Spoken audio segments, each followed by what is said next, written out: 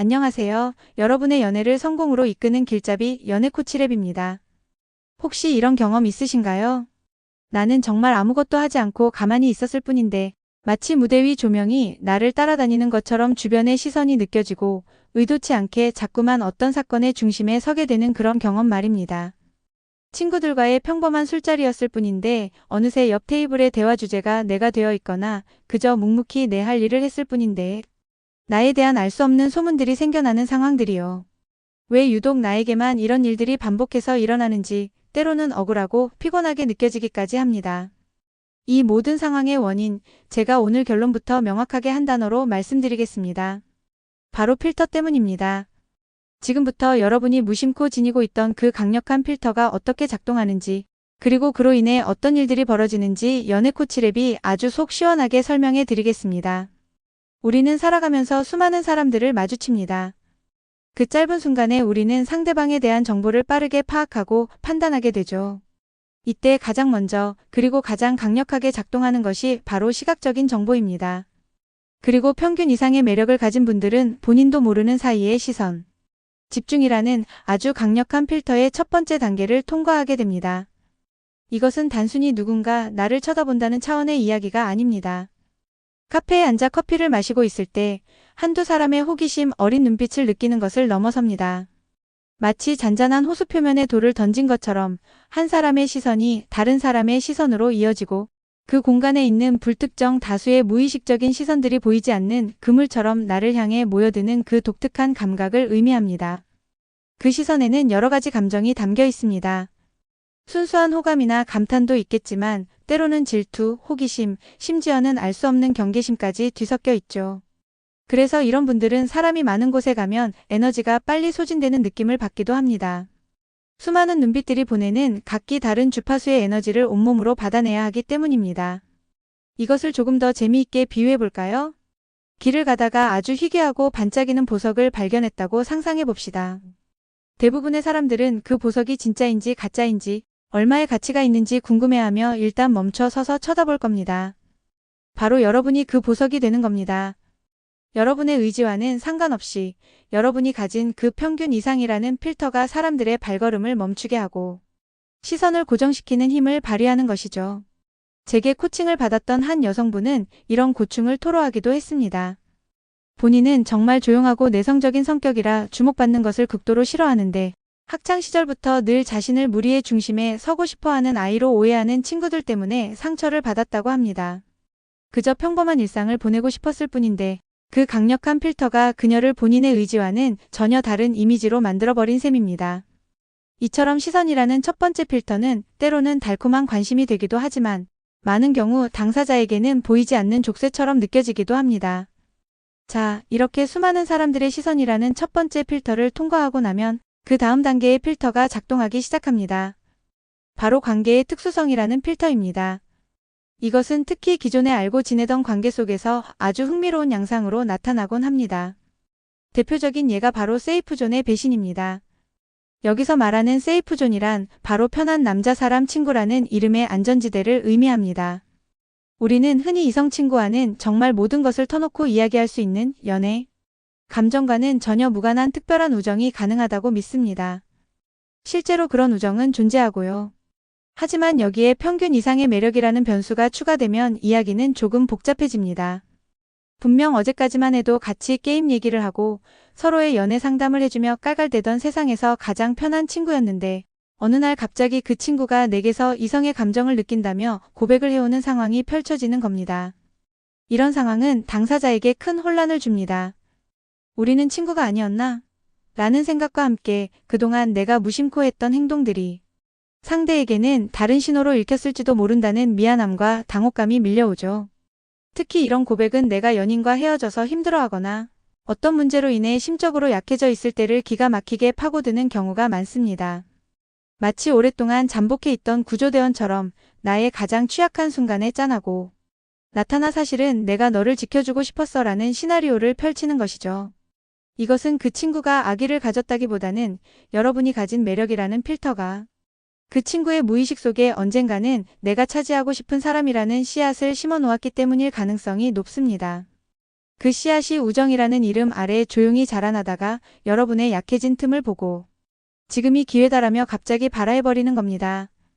그래서 이런 경험이 반복되다 보면 나중에는 이성 친구를 사귈 때 자신도 모르게 일정한 거리를 두게 되는 일종의 방어기제가 생기기도 합니다. 순수했던 우정이 한순간에 깨져버리는 경험은 생각보다 큰 상처와 인간관계에 대한 불신을 남기기 때문입니다. 이러한 관계의 특수성 필터는 비단 친구 관계에만 국한되지 않습니다. 직장이나 학교 같은 사회적 관계 속에서도 비슷한 일들이 벌어집니다. 예를 들어 팀 프로젝트를 진행할 때 유독 나에게만 친절하게 대하거나 내가 하는 작은 실수쯤은 아무렇지 않게 넘어가 주며 묵묵히 도와주는 동료가 있었다고 해봅시다. 처음에는 그저 참 좋은 사람이구나라고 생각하며 고마움을 느낍니다. 하지만 어느 순간부터 그 친절이 다른 동료들을 대할 때와는 미묘하게 다르다는 것을 감지하게 됩니다. 전체 회식 자리에서는 조용히 내 옆자리에 앉는다거나 다른 사람들은 모르는 나만의 취향을 기억했다가 은근슬쩍 챙겨주는 식으로 말이죠. 이런 상황들이 쌓이다 보면 고마움은 서서히 부담감으로 변하게 됩니다. 그 사람의 호의가 순수한 동료 애인지 아니면 그 이상의 감정인지 헷갈리기 시작하면서 업무적인 관계마저 어색해지는 것이죠. 결국 이 또한 여러분이 가진 매력이라는 필터가 상대방으로 하여금 특별한 관계를 꿈꾸게 만들고 그 꿈이 행동으로 표출되면서 벌어지는 해프닝인 셈입니다. 이제 세 번째 필터로 넘어가 보겠습니다. 이 필터는 앞선 두 가지보다 훨씬 더 직접적이고 노골적으로 작동합니다. 저는 이 필터를 용사의 자격증명이라고 부릅니다. 술집이나 클럽 혹은 길거리에서 낯선 이성에게 접근을 받는 우리가 흔히 헌팅이라고 부르는 상황을 떠올려 보시면 됩니다.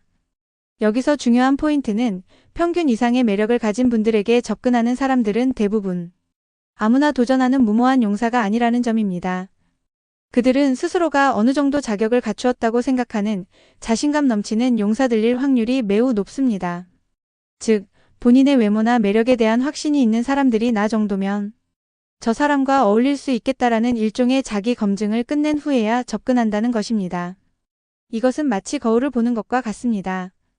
그들은 여러분이라는 거울을 통해 자신의 가치를 비춰보고 그 모습이 만족스러울 때 비로소 말을 거는 것이죠. 그래서 이런 상황을 겪는 분들은 종종 비슷한 유형의 사람들에게 반복적으로 접근을 받게 됩니다. 마치 자석에 같은 극끼리 밀어내고 다른 극끼리 끌어당기는 것처럼 비슷한 레벨의 매력이나 자신감을 가진 사람들끼리 서로를 알아보는 매력의 인력 법칙이 작용하는 것입니다. 한 번은 이런 일도 있었습니다. 제 지인 한 분이 친구들과의 모임에서 계속해서 비슷한 스타일의 남성들에게 번호를 물어보는 경험을 했습니다.